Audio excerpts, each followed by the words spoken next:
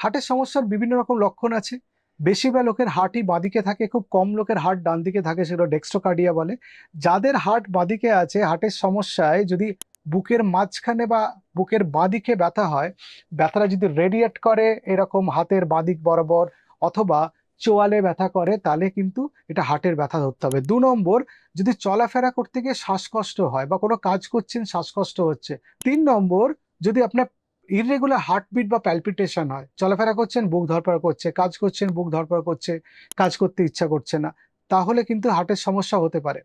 4 নম্বর, আপনার যদি পা ফোলাটা দেখবেন খুব ইম্পর্টেন্ট একটা সাইনও বলতে পারেন আপনি, সিমটম সাইন দুটোই। যে পা ফোলা যদি হয় তাহলে আপনি বুঝবেন যে হার্টের সমস্যা হলেও হতে পারে।